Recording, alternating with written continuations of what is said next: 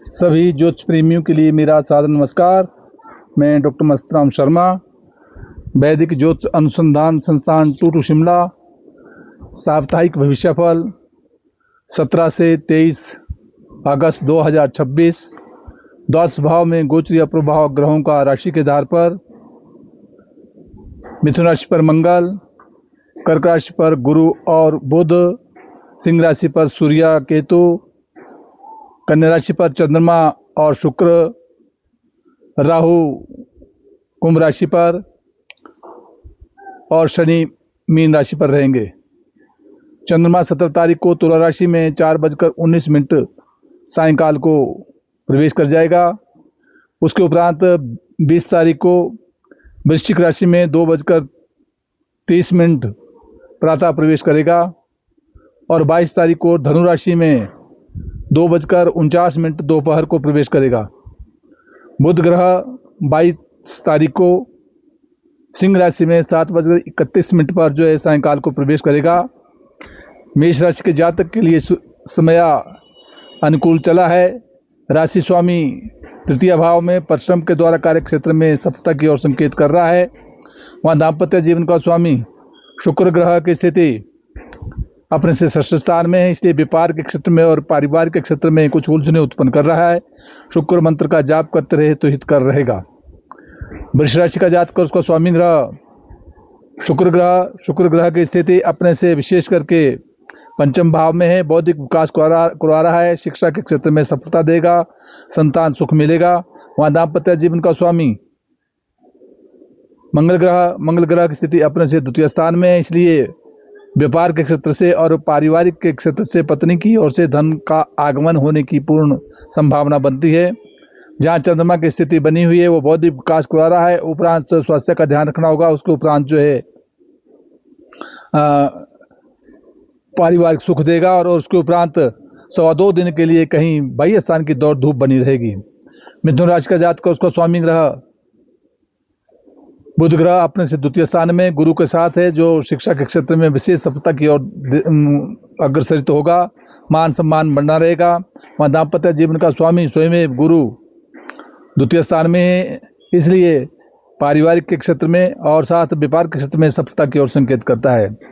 कर्क राशि का जातक और उसका स्वामी ग्रह चंद्रमा अपने से विशेष करके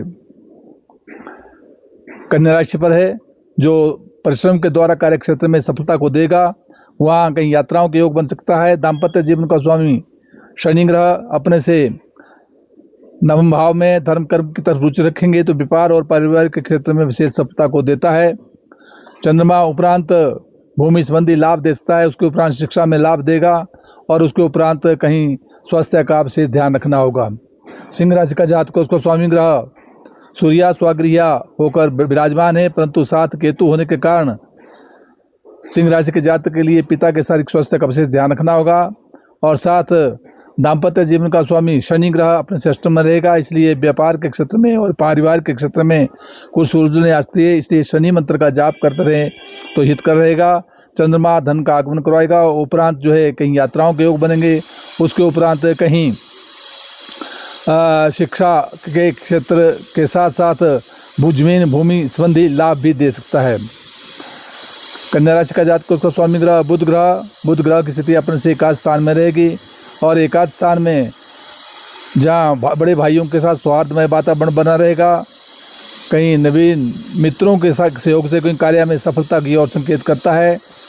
वहाँ दाम्पत्य जीवन में शनि बैठा है और उस घर का स्वामी गुरु स्वयं लाभ स्थान में है, इसलिए व्यापार और पारिवारिक के क्षेत्र में आर्थिक लाभ मिलने की ओर संकेत करता है।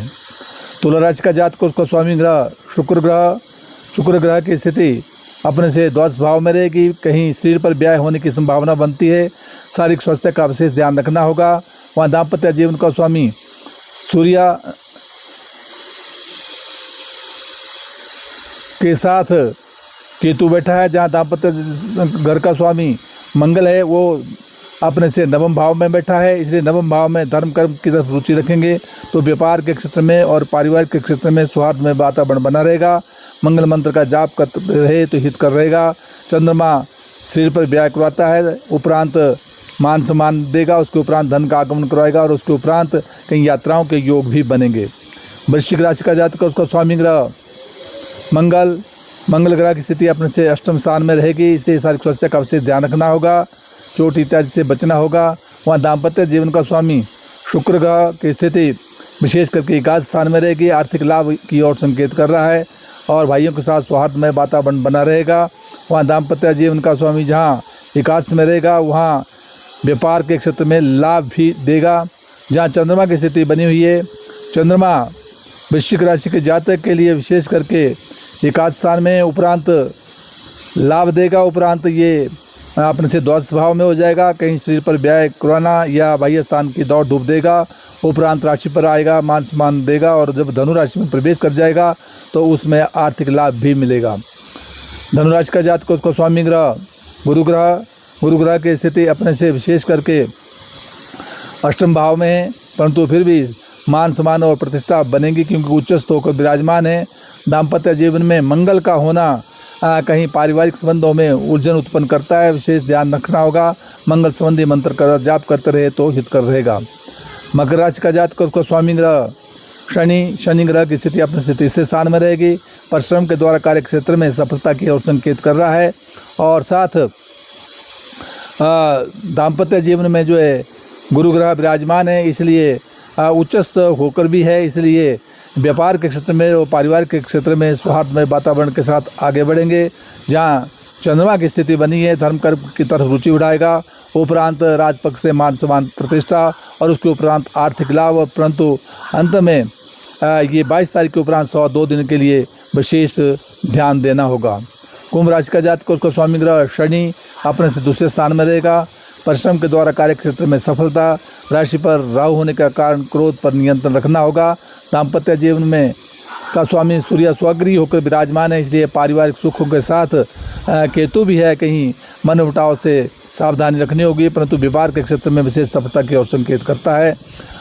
मीन राशि का जातक, उसका स्वामी ग्रह गुरु ग्रह की स्थिति अपने से विशेष करके पंचम भाव में है, बौद्धिक विकास करवा रहा है, शिक्षा के क्षेत्र में सफलता दे रहा है, कहीं लेखन कार्य में विशेष सफलता और संतान पक्ष से मान सम्मान और प्रतिष्ठा बनी रहेगी।